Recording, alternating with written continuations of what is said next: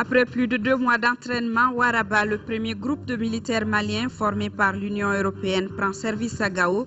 Les 709 du groupement tactique interarmes ont reçu la visite du commandant de l'opération Badenko. Sport football avec ce duo de choc demain de l'Ibassi, Stade malien de Bamako. C'est au compte de la 53e édition de la Coupe du Mali. Depuis celle de 2009 remportée par les Rouges à Ségou, les deux formations n'ont pas joué de finale nationale. Mesdames et messieurs, bonsoir et bienvenue dans ce journal. Nous sommes mercredi et le Conseil des ministres s'est réuni en session ordinaire. Avec moi dans ce studio, Aoui Touré, pour vous livrer le contenu. Aoui, bonsoir. Bonsoir, Aïssata Ibrahim.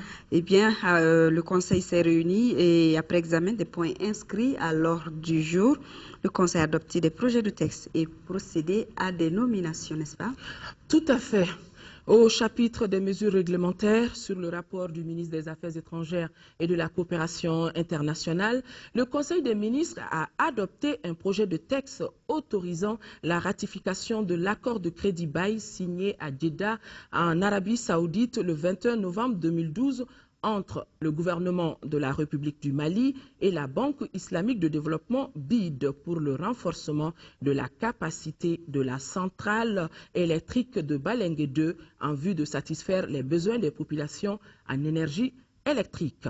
Dans le cadre du projet de renforcement de la centrale électrique de Balengue 2, visant à sécuriser et à améliorer l'approvisionnement en énergie électrique du réseau interconnecté du Mali, le gouvernement a signé avec la BID un accord de crédit bail d'un montant de 20 060 000 dinars islamiques, soit environ 15 592 millions de francs CFA. Par cet accord, la BID accepte l'achat des équipements de renforcement de la capacité de production de la centrale électrique de Balengue 2 qui seront remis en bail à l'État moyennant le paiement de loyer jusqu'au transfert définitif de propriété des dits équipements. L'acquisition de ces équipements contribuera à assurer la couverture des besoins en énergie électrique des populations et des activités économiques. La ratification de l'accord est nécessaire pour son entrée en vigueur et sa mise en œuvre. Sur le rapport du ministre des Finances, le Conseil des ministres a adopté un projet de décret portant approbation du marché relatif au transport et de leurs bagages aux lieux saints de l'islam au titre du Hajj 2013. Depuis plusieurs décennies, le gouvernement organise le pèlerinage aux lieux saints de l'islam.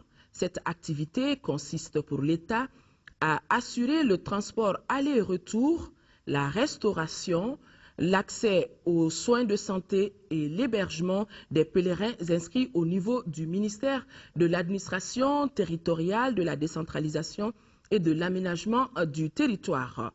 Le marché, objet du présent projet de décret, concerne le transport par voie aérienne d'environ 1500 pèlerins dits de la filière gouvernementale et de leurs bagages aux lieux saints de l'islam.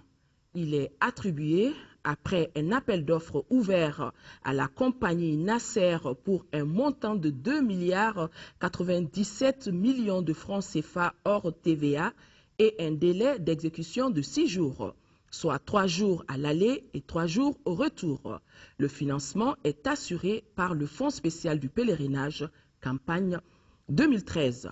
Sur le rapport du ministre des Mines, le Conseil des ministres a adopté un projet de décret portant approbation de la convention de partage de production entre le gouvernement de la République du Mali et la société Corvus Resources Management portant sur le bloc 6 du bassin de Taoudeni pour la recherche, l'exploitation, le transport et le raffinage des hydrocarbures liquides ou gazeux.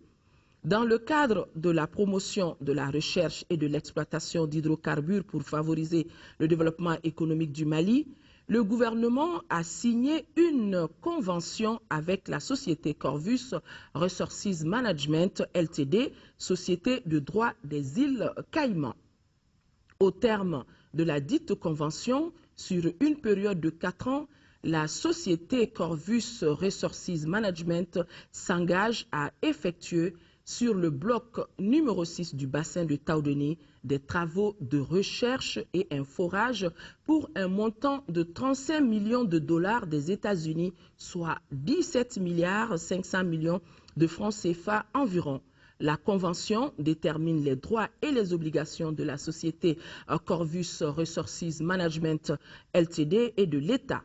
Elle précise les modalités du recouvrement des coûts et de partage de la production en cas de découverte de gisements commercialement exploitables. Au chapitre des mesures individuelles, le Conseil des ministres a procédé aux nominations suivantes. Au titre du ministère de l'Économie et de l'Action humanitaire, chef de cabinet, Madame Meiga Zaliha Meiga, administrateur civil. Chargé de mission, M. Sekou Diabaté, gestionnaire. Haut fonctionnaire de défense, colonel Amadou Moussa Diallo. Au titre du ministère de la Défense et des anciens combattants, inspecteur des armées et services, colonel d'aviation Ibrahima Meiga. Colonel-major Ousmane Korongo. Au titre du ministère des Affaires étrangères et de la coopération internationale, conseiller culturel à l'ambassade du Mali au Caire, Madame Fatimata Koulibaly, professeure de l'enseignement secondaire. Conseiller culturel à l'ambassade du Mali à Tunis, Madame Assa Mbarsa Traoré, professeure d'enseignement secondaire. Au titre du ministère de l'Agriculture, inspecteur à l'inspection de l'agriculture, M. Mohamed Yakouba Diallo, administrateur civil. Au titre du ministère des Finances, haut fonctionnaire de défense, colonel-major Zakaria Akone. Au titre du ministère du Développement social, de la solidarité et des personnes âgées, haut fonctionnaire de défense, colonel-major Seydou Traoré. Au titre du ministère des Maliens de l'extérieur et de l'intégration africaine, chef de cabinet, M. Lanciné Doumbia, inspecteur des services économiques. Chargé de mission, M. Sekou Tamboura, juriste. Voilà, à Ibrahim Meiga, ce qu'il fallait retenir du Conseil des ministres qui s'est tenu aujourd'hui sous la présidence du président de la République par intérim. Merci Aoué Touré, Aoué que vous retrouverez à partir de vendredi pour les éditions du soir. Mesdames, Messieurs, la page élection, c'est tout de suite.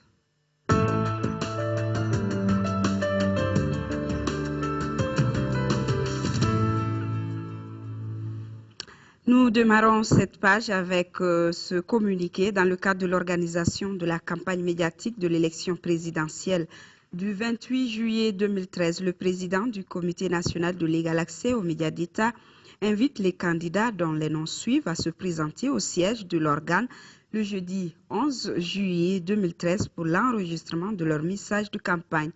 9h30, Racine Seydou Thiam, CAP. 10h, Ibrahim Boubacar Keïta, RPM.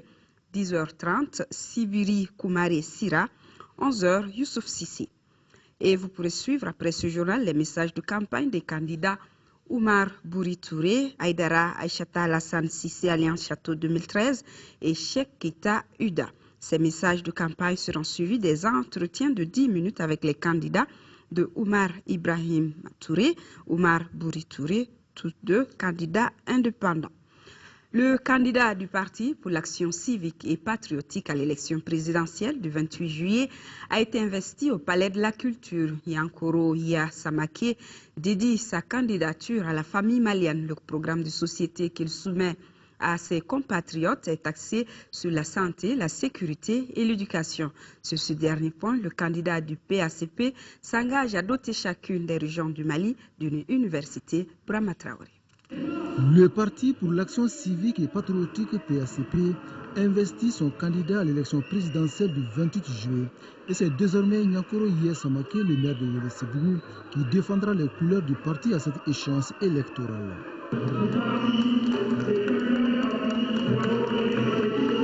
Pour les candidats investis, ce choix est à la fois un honneur mais aussi un défi.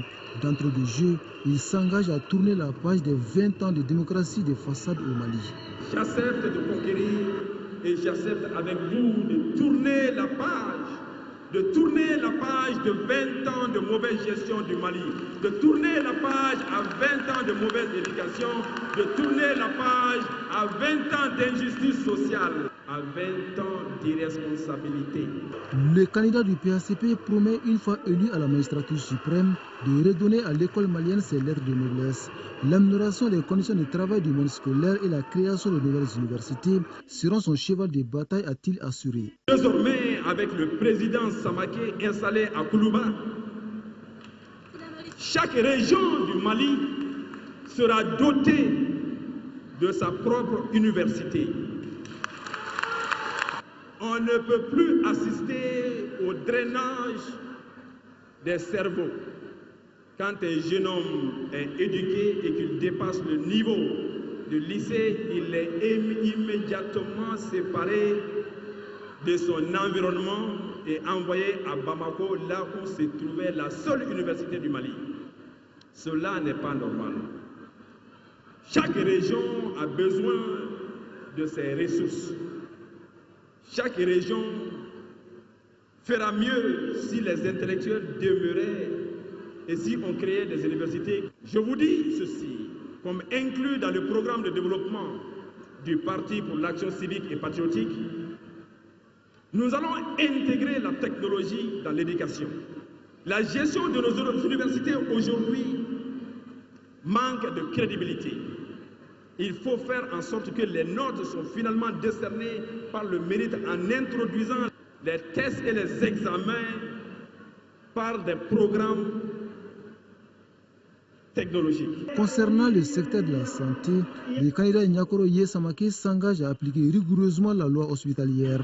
L'objectif final, dit-il, est d'assurer le meilleur fonctionnement des structures sanitaires du pays. Et que le Malien puisse bénéficier des soins dans l'urgence. Que les docteurs aient désormais l'opportunité de servir dans nos hôpitaux au lieu d'aller dans les cliniques, mais qu'ils soient rémunérés et aussi que des résultats soient attendus de nos docteurs. Avant de poursuivre avec la page élection, cette triste nouvelle qui vient de nous parvenir. La route a encore fait des victimes sur l'axe Bamako-Kai. Un car de transport en commun a percuté un camion au tournant de Kersigane, faisant une vingtaine de morts, dont des enfants et les deux chauffeurs, ainsi que de nombreux blessés. L'excès de vitesse serait à l'origine de l'accident survenu donc au tournant de Kersigane, non loin de l'entrée de la ville de Kai. La protection civile, la police, la gendarmerie et l'armée sont intervenus pour secourir les victimes et les évacuer à l'hôpital régional de Kai.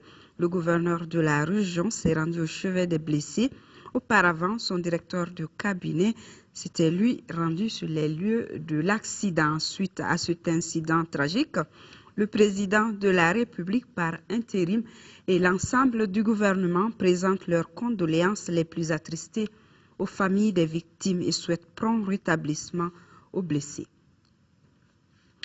Retrait des cartes Nina dans le district de Bamako, 45% ont été enlevés depuis le début de l'opération. L'affluence n'est plus la même, c'est pour cette raison que le gouverneur du district réitère son appel à la population de Bamako pour aller retirer les cartes Nina. Écoutons Georges Togo, il est au micro de Nouhoum Sissoko. L'opération a commencé avec un certain cafouillage. Après une dizaine de journées, aujourd'hui, ils ont acquis une certaine maîtrise, ils se sont réorganisés et le travail s'est fait de façon beaucoup plus fluide aujourd'hui. Et je peux vous dire qu'à la date d'aujourd'hui, nous sommes à environ 45% sur l'ensemble du district de Bamako. Bien sûr, il y a des communes qui ont dépassé la cinquantaine. Mais le constat aujourd'hui est qu'il y a beaucoup moins d'engouement quand vous rentrez dans les centres. Beaucoup de gens ont été un peu déçus par ce qu'ils ont constaté les premiers jours. Je voudrais les rassurer et leur dire qu'il faut qu'ils retournent encore une fois au niveau de ces différents lieux de distribution pour retirer leurs cartes. Le département a donc pris de nouvelles mesures facilitant le retrait de ces cartes. Il s'agit entre autres de l'autorisation qui a été faite de remettre les cartes aux chefs de famille qui se présentent avec le carnet de famille. Il est permis que vous puissiez faire retirer vos cartes par une procuration faite en bonne et due forme et signé par l'autorité compétente, qui sont les sous-préfets, les gouverneurs. Vous pouvez retirer vos cartes avec toute pièce d'identité reconnue comme telle. Les cartes d'identité nationale, le permis de conduire ou les passeports. Et bien sûr, il faut aussi, on peut retirer la carte avec le récépissé d'enrôlement ORAVEC. En plus de tout ceci, je dois dire aujourd'hui que nos jeunes sont aujourd'hui assez rodés. Après 10 jours, ils sont assez expérimentés et ils ont plus de facilité dans la recherche pour retrouver les cartes. Et à l'intérieur des centres de distribution aussi, ce qu'on appelle les contrôleurs sont assez bien organisés pour orienter ceux qui se présentent vers les équipes qui s'occupent d'eux à partir des initiales de leur nom de famille. L'ambassadeur de la République du Mali en Fédération de Russie porte à la connaissance de l'ensemble des Maliens électeurs potentiels résidant en Fédération de Russie et dans les autres pays de la juridiction que la remise des cartes NINA a débuté depuis le 28 juin 2013. Pour les Maliens de Moscou, les cartes peuvent être retirées directement par les titulaires ou leurs mandataires auprès du conseiller consulaire à l'ambassade 611 rue Novokuzneskaya tous les jours de 10h à 11h. Pour les autres localités, les Maliens peuvent retirer leurs cartes à Saint-Pétersbourg auprès de Issatogo, à Kharkov auprès de Wanti-Doukouré, à Budapest auprès de Adamadjara. Les femmes de Tombouctou se mobilisent pour une participation massive à l'élection présidentielle. Les responsables des regroupements féminins ont invité leurs sœurs à retirer leur carte NINA au cours d'une journée de sensibilisation. Le compte rendu depuis Tombouctou de Adama Djimti. Les femmes de Tombouctou, issues de différentes associations, s'engagent à l'Union pour la paix et la réconciliation. Cette rencontre a été mise à profit par ces dernières pour se parler, se comprendre, bref, s'employer pour le pardon. Ces dames sont conscientes de leur rôle dans la sensibilisation en prônant la tolérance. Elles ont aussi appelé leurs sœurs à sortir massivement pour accomplir leur devoir de vote afin de doter notre pays d'institutions crédibles. On a dit aux femmes de Tombouctou que pour aller à la bataille, il faut déjà une arme. Donc cette arme, c'est la carte NINA. Donc on les a invitées à prendre leur carte. Le jour des élections, de sortir massivement pour voter. L'implication de la femme dans le processus électoral est l'une des préoccupations du département en charge de la famille. Les premières activités du département, la promotion de la famille, de l'enfant, s'inscrivent d'abord dans le cadre du lancement de la campagne au processus électoral. Quand on dit campagne pour la participation, ça englobe plusieurs choses. Pour pouvoir participer d'abord, il faut pouvoir être d'abord électrice. Électrice, il faut pouvoir retirer d'abord la carte NINA aujourd'hui. Donc nous sommes à ce niveau pour d'abord sensibiliser nos femmes pour aller retirer leur carte NINA et accomplir leur devoir citoyen le jour du vote. Les femmes ont aussi manifesté leur joie par rapport au retour de l'armée à Kidal qui marque ainsi la libération totale du Grand Mali.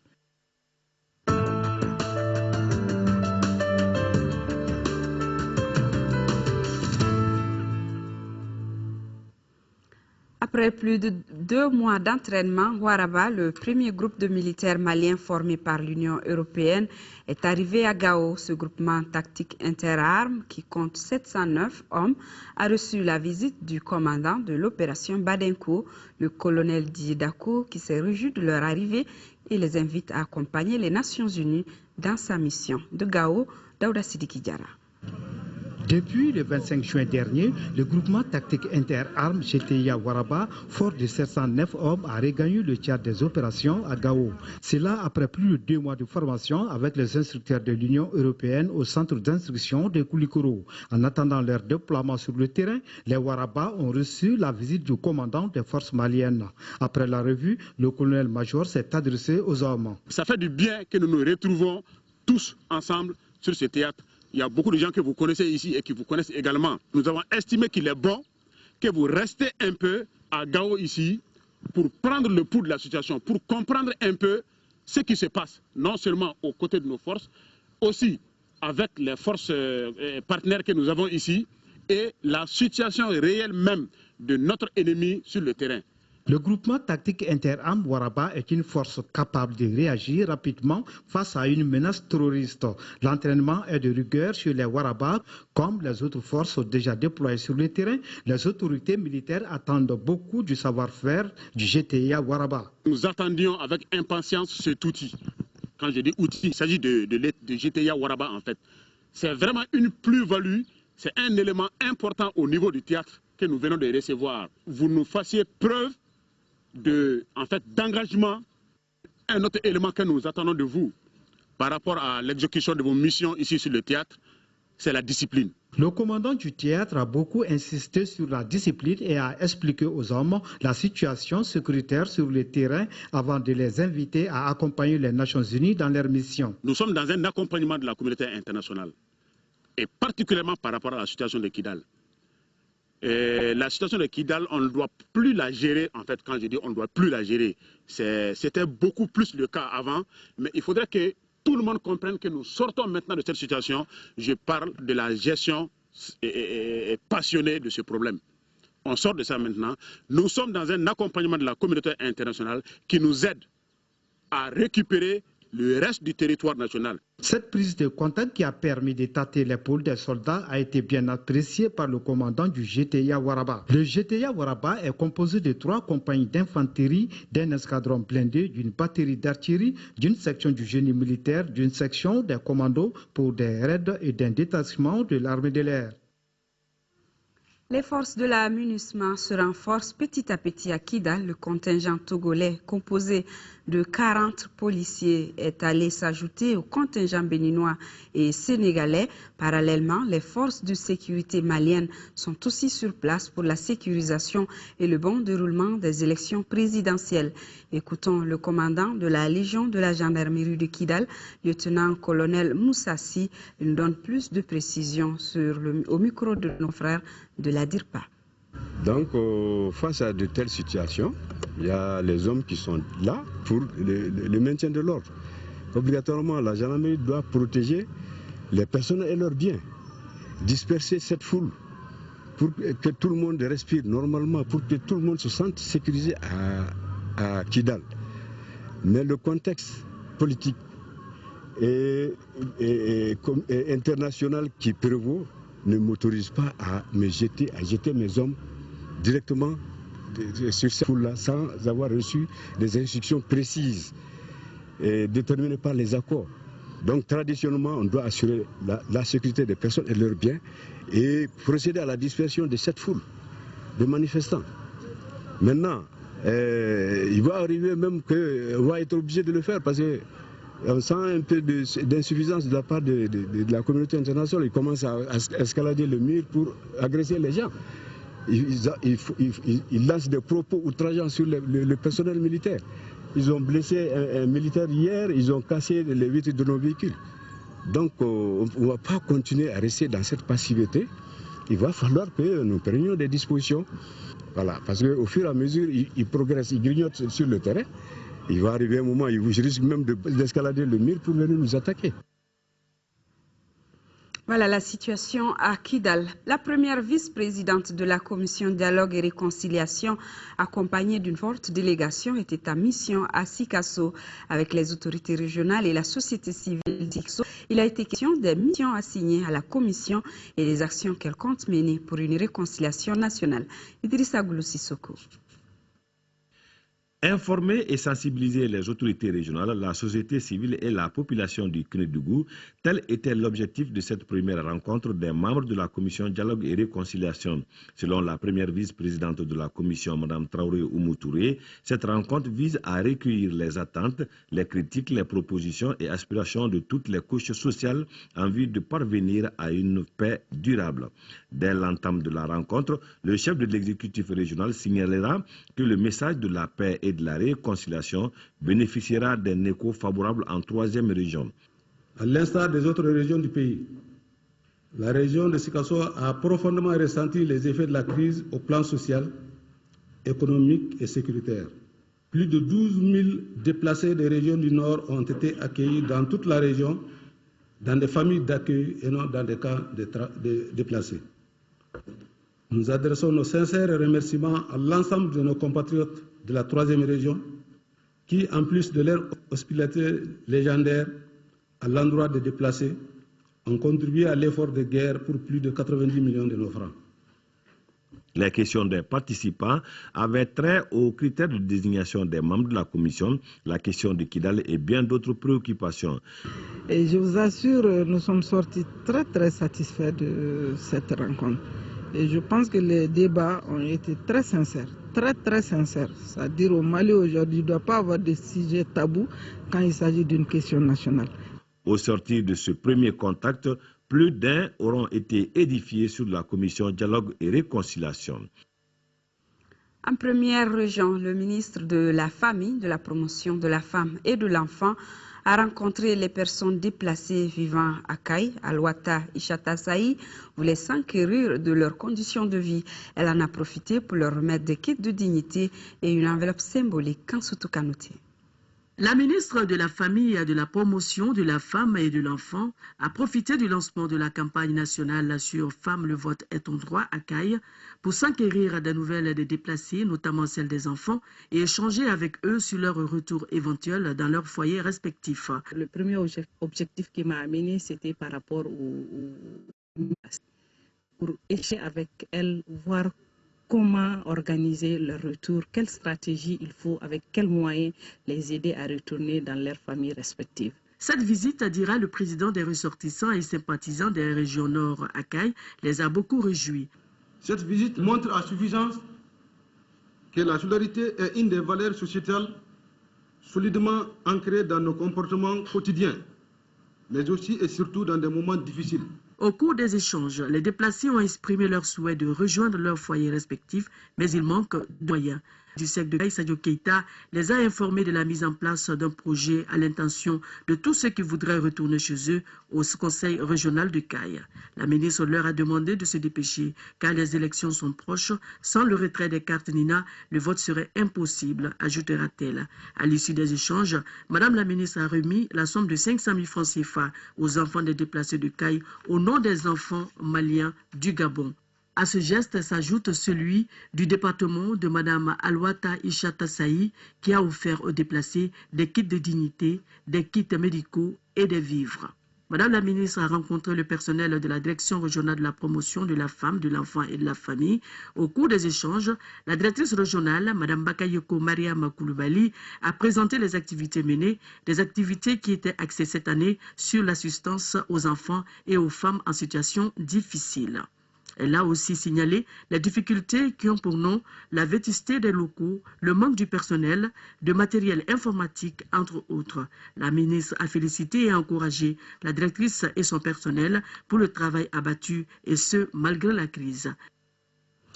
Nous poursuivons avec ce communiqué du ministre des Finances qui informe le public que la situation du compte bancaire ouvert à la BDMSA intitulé Appui aux forces armées présente à la date du 5 juillet 2013 un solde de 2 976 742 487 francs CFA. Le ministre des Finances profite de cette occasion pour renouveler sa profonde gratitude à l'ensemble des généreux donateurs et les informer que la liste complète des donateurs figure sur le site web du ministère. Et cet autre communiqué de la commission de suivi du mécanisme de taxation des produits pétroliers sur la base des prix fournisseurs du mois de juillet. Les prix indicatifs plafonds à la pompe des produits pétroliers en vigueur restent inchangés, excepté le prix non subventionné du gaz butane. À titre de rappel, ils sont de supercarburant sans plomb 750, pétrole lampant 565, gaz oil 105, diesel oil 605, fuel oil 400 à 1 libre. Il fait que le prix est de 584 francs CFA. Par conséquent, le prix de vente de la bouteille de 2,75 kg est de 1605 francs CFA et celui de la bouteille de 6 kg est de 3 500 francs CFA. Quant au prix non subventionné du kilogramme, il est de 1028 francs CFA. L'actualité africaine nous amène en Égypte. Le pays a un nouveau Premier ministre depuis hier. Ancien ministre des Finances, il tente de former un gouvernement dans un climat de méfiance. Les frères musulmans ont déjà décliné l'offre du nouveau Premier ministre. Le nouveau Premier ministre égyptien Hazen Beblaoui a entamé mercredi des consultations pour former un gouvernement à la demande du président par intérim Adli Mansour. Cet ancien ministre des Finances de 76 ans aura la lourde tâche de redresser l'économie et de réconcilier le pays. Mais les frères musulmans ont d'ores et déjà refusé sa proposition d'entrer au gouvernement. La tension reste vive dans le pays. La justice égyptienne a ordonné l'arrestation de plusieurs hauts responsables des frères musulmans, dont le guide suprême de la confrérie Mohamed Badi, accusé d'incitation à la violence lors des manifestations qui ont fait 50 morts lundi. Ceux qui sont arrivés au pouvoir sur des tanks, sur le sang de nos martyrs, sur le corps de nos enfants et sur la dignité et la liberté des Égyptiens n'ont aucune dignité dans notre pays. Nous ne les acceptons pas. Mohamed Al-Barada, chef du FSN, une coalition laïque, fait également son entrée au sein du gouvernement. Il récupère le poste de vice-président en charge des relations internationales. Des nominations d'ores et déjà rejetées comme illégitimes par les sympathisants des frères musulmans, mais qui ont obtenu le soutien du camp laïque et libéral. Nous avons besoin de toucher le pays qui relance la production et donne du pain aux citoyens pauvres, pas quelqu'un qui fasse chavirer le... Non. Le président Adli Mansour a désigné un nouveau procureur général et projet de réforme de la Constitution. Il prévoit des élections législatives début 2014, scrutinentielles. Un plan de transition déjà critiqué par les partisans des frères musulmans qui ont de nouveau investi les rues du Caire. Le Mali, à l'instar des autres pays d'Afrique, célèbre demain 11 juillet la journée mondiale de la population. La grossesse chez les adolescentes, c'est le thème pour cette édition.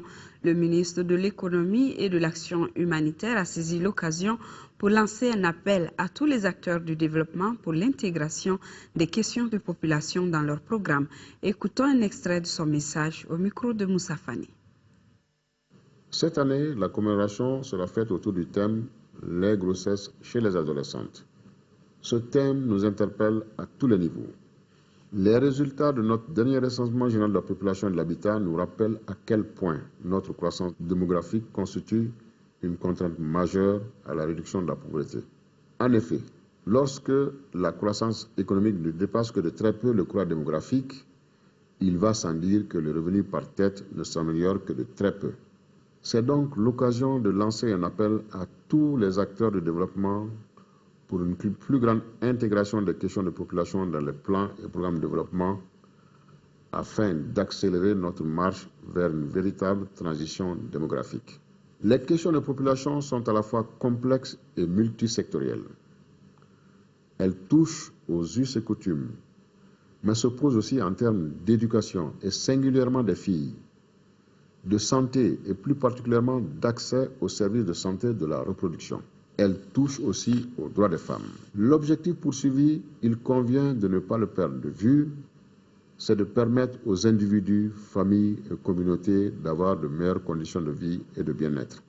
Il s'agit entre autres de maintenir le plus longtemps possible les jeunes filles dans le système scolaire, d'éviter les mariages précoces et de mettre l'accent sur l'information des adolescents, de favoriser la disponibilité et l'utilisation de la contraception. Inauguration du nouveau centre de santé de référence de Kalabankoro, entièrement financé par la coopération néerlandaise. Il permet de renforcer la couverture sanitaire et de lutter contre les maladies au bénéfice des populations de Kalabankoro. Rachel Tessougué, compte rendu. La construction de ce joyau architectural et son équipement ont coûté 1,121 milliard de francs CFA, entièrement financé par la coopération néerlandaise. Le nouveau centre de santé de référence de Kalabankoro comprend une unité de consultation, une pédiatrie, une unité de chirurgie, une radiologie, une unité de soins obstétricaux, un laboratoire, une unité de soins bucco-dentaires et ophtalmologiques et enfin une unité de prise en charge charge des cas de malnutrition. Le programme vise la santé de la reproduction, inclut un volet d'accès aux services sanitaires pour une maternité à moindre risque, c'est-à-dire que la disponibilité des centres de santé de référence avec une maternité et un bloc opératoire est primordiale. Le ministre de la Santé a insisté auprès des agents de santé sur l'entretien des locaux et la maintenance des équipements gracieusement offerts par la coopération néerlandaise. M'adressant particulièrement à vous, personnel de santé, je vous exhorte à vous conformer aux règles de déontologie et aux bonnes pratiques professionnelles. Vous veillerez à apporter aux malades et aux personnes en détresse des soins de la meilleure manière possible. La réalisation de ce centre de santé de référence entre dans le cadre de la révision de la carte sanitaire du cercle de Kati. L'association des villages riverains du fleuve Niger dans le cercle de Tombouctou vient de remettre du matériel médical aux différents SESCOM du cercle. Le don d'une valeur de 25 millions de francs CFA a été acquis grâce au partenaire Wirimadio Suisse, Adama Djimdi, depuis Tombouctou. Dans le cercle de Tombouctou, nombreux sont les SESCOM à l'image de celui du Toya qui n'ont pas suffisamment de lits d'hospitalisation. C'est dire que le besoin est réel. Un motif qui justifie l'octroi d'une quarantaine de lits, de couvertures et de matelas de la part du réseau des associations des villages riverains du Niger. Un geste bien apprécié par les bénéficiaires. Les ressortissants nous ont donné 7 lits, 7 matelas et 14 couvertures qui nous permettent de bien hospitaliser les malades dans les meilleures conditions. Le sous-préfet central de Tombouctou s'est réjoui de ce coup de pouce qui vient à un moment difficile pour les populations. D'une association des ressortissants de 19 villages du cercle de Tombouctou qui s'appelle Tchessou Vital, qui ont eu vraiment l'intelligence et la bonté de penser à leurs parents restés ici sous occupation en les dotant d'un certain nombre de lits et de couvertures, notamment pour les SESCOM du Toya.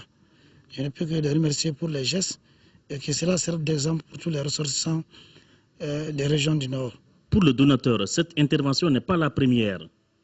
Avec le soutien d'un partenaire essentiel qui est Wirimadio Suisse, a pu offrir aux SESCOM des 3 communes 40 lits et 70 couvertures, soit une valeur de 25 millions de francs CFA.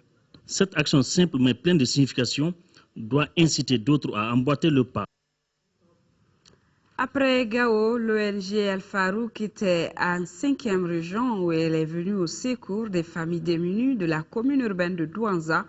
Elles ont reçu des céréales et denrées de première nécessité pour amoindrir les charges du mois de Ramadan. Yaya Bokou. Il était 20h30 ce lundi quand un convoi de cars franchissait le seuil de la porte du village SOS de Sokura Mopti. À bord, 140 enfants et leurs mères et tantes provenant des villages frères SOS de Kita et de Sanankoroba. Moment de retrouvailles, de joie et d'émotion. Tout de même, c'est un directeur d'école à l'accueil qui se dit très heureux de retrouver ses familles après une longue absence. Aujourd'hui, c'est un grand jour pour le retour des enfants du village d'enfants SOS de Sokura. Après 1 an et 3 mois, donc le village avait quitté à cause de la crise politico-sécuritaire du Mali. Aujourd'hui, Dieu merci que le village est là. La joie se lisait sur tous les visages des enfants qui signent ainsi leur retour au bercail. Je suis très contente de revenir au village d'enfants SOS de Mopti parce que j'ai eu mon deuil. Je suis très contente. Je suis très content de venir chez moi. Marquée par la joie et l'émotion, une des mamans lâche un cri de cœur. Je lance un appel au gouvernement malien de prendre toutes les mesures d'arrêter immédiatement la guerre au Mali. Le village SOS de Sokura Mopti reprend ainsi sa vie d'antan d'animation avec une communion agissante entre famille et administration. Vous l'aurez compris, c'était plutôt le retour des enfants SOS de Sokura Mopti. Ils étaient en séjour à Kita et Sanankoroba. Les délégations conduites en convoi par les directeurs des villages de Kita et Sanankoroba ont été accueillis à leur arrivée par l'administration du village SOS de Sokura Mopti. Le syndicat national de l'administration d'État SYNTAD a tenu son 12e congrès ordinaire du 26 au 28 juin dernier ici à Bamako. Pendant 3 jours, les participants venus de l'intérieur du pays et du district ont fait la rélecture des textes. À l'issue des travaux, un nouveau bureau a été mis en place. Moussa Fane nous donne les détails. C'est Yacouba Katile qui succède à Chiaka Diakité à la tête du bureau du syndicat national des travailleurs des administrations d'État SYNTAD pour un mandat de 5 ans. Le tout nouveau secrétaire général souhaite continuer d'œuvrer pour le bien-être des travailleurs. Il place son mandat sous les signes de la solidarité et de la défense des intérêts des travailleurs. Le progrès sera donc les créneaux du nouveau bureau, c'est-à-dire démocratie à tous les niveaux, respect scrupuleux des textes, tenue régulière des réunions et des instances, cela le fonctionnement harmonieux d'une direction syndicale. À l'ouverture des travaux, les représentants du ministre du Travail, de la fonction publique et des relations avec les institutions ont invité les participants à l'unité et à l'esprit du bon syndicalisme. Votre sens patriotique, jamais pris à défaut, votre sens de responsabilité vous ont toujours permis d'apporter votre pierre à l'instauration d'un dialogue social fécond et efficace entre le gouvernement et ses partenaires sociaux.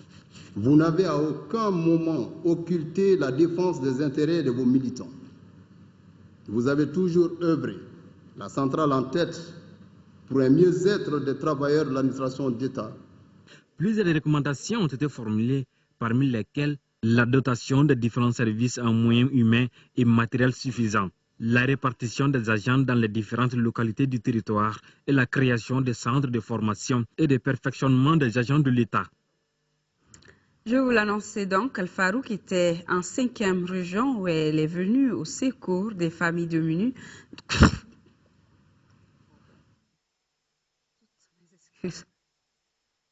Où elle est venue au secours des familles diminuées de la commune de Douanza. Elles ont reçu des céréales et denrées de première nécessité pour amoindrir les charges du ramadan. Nous retrouvons Yaya Bokou.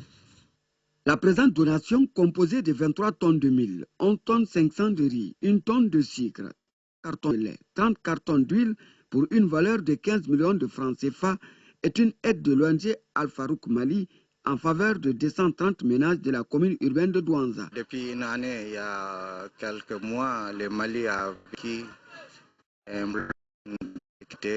maintenant, avec le retour des déplacés, ils ont besoin de quelques soutiens de leurs frères de partout dans le monde. L'autorité administrative et communale ne peuvent pas symbolique de solidarité qui vient à point nommé. J'ai saisi donc cette occasion pour exprimer toute notre gratitude et notre reconnaissance à l'ONG Al-Farouk pour cette marque de sympathie à l'endroit population qui vient de sortir d'une longue période d'occupation. Nous réconfortons qu'il y a une très grande crise. Et les actions humanitaires, Dieu sait, il y en a et il faut accompagner ces populations qui ont traversé de durs moments de crise. A signaler que ce don à l'endroit des populations en ce début de Ramadan fait partie d'une série initiée par l'ONG Al-Farouk à travers plusieurs localités du pays. Inauguration de la radio Benkadi de la commune de Sang, radio associative aura pour mission de contribuer à de francs CFA. La radio associative de Djegana comprend une cabine technique, un studio d'émission, une salle de réception et un pylône de 40 mètres environ. La radio Benkadi de Djegana, qui va désormais émettre en bande FM sur les 93 MHz, est l'aboutissement d'un long processus de collaboration entre les ressortissants de la commune rurale de Djegana et l'association chrétienne de la communication au Mali. Nous sommes certes installés à Bamako, mais nous sommes des ressortissants soucieux du devenir et du développement vraiment de notre localité. La radio Benkadi de Djegana, qui a une portée de 60 km à la ronde, couvre une bonne partie du cercle de Sang, de Bla et de l'interfleuve du cercle de Kemassina. Il faut que cette radio ne soit pas comme les autres radios où on met plus l'accent sur la musique que sur l'éducation et la sensibilisation. Donc j'ai beaucoup insisté auprès d'eux pour qu'un accent particulier soit mis sur la sensibilisation pour créer, n'est-ce pas, une œuvre de vivre en paix, vivre ensemble en paix. C'est ça que nous souhaitons pour la zone. La création de la radio Benkadi a été sollicitée par les populations suite aux conflits meurtriers qui ont opposé certains villages de la localité en 2010 au moment du partage des terres cultivables du Moyen-Bani après la construction du seuil de Talo. Ces promoteurs fondent alors l'espoir sur les travailleurs de cette station pour l'atteinte de l'objectif visé, qu'est le développement rural à travers la sensibilisation pour l'unité et la consolidation de la paix. L'ONG Plan Mali et la Fondation Éducation Échange Culturel pour le Développement ont procédé à une remise de matériel scolaire à certaines bibliothèques de la région de Koulikoro. Le matériel, composé entre autres de livres et de dictionnaires, a coûté 19 millions de francs CFA. Al-Jumatina. Plan Mali et son partenaire, la Fondation Éducation Échange Culturel pour le Développement, FSCD, poursuivent leur mission, à savoir doter les bibliothèques scolaires de matériel. Voilà pourquoi Sanankoroba, qui fait partie des zones d'intervention du plan dans la région de Koulikoro, a bénéficié de cette donation. L'initiative qui vise à promouvoir la lecture depuis la base intervient suite à un certain nombre de constats. Malgré des grands progrès réalisés dans le domaine de l'éducation, en faveur de la fréquentation, de la dotation, de la gestion des bibliothèques, il convient de noter qu'il y a encore du chemin à parcourir et ces gestes contribuent à atteindre cet objectif. Les bibliothèques scolaires, pour qui c'est, sont d'une importance capitale au niveau de nos communautés. Ces bibliothèques aident beaucoup d'enseignants qui se ressourcent à partir quand même de cette maison pour se renforcer, pour dispenser de bons cours aux enfants.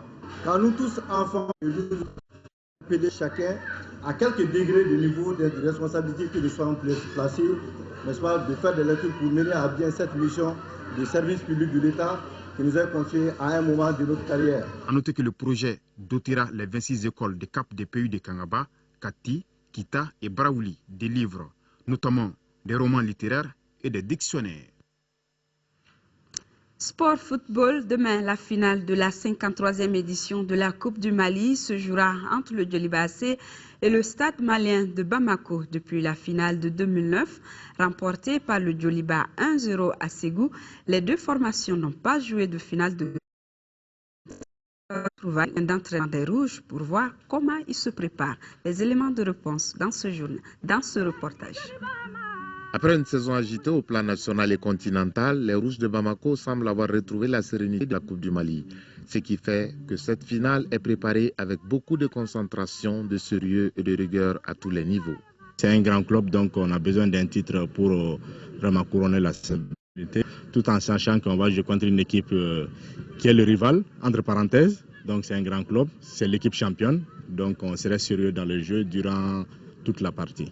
L'adversaire s'appelle Sancourt est toujours invaincu au plan national, ce qui rend cette partie encore plus alléchante à RMAKONO. Malgré que c'est le stade, nous on voit que le jeu, donc je pense qu'on va aborder ces matchs pour pouvoir remporter le trophée.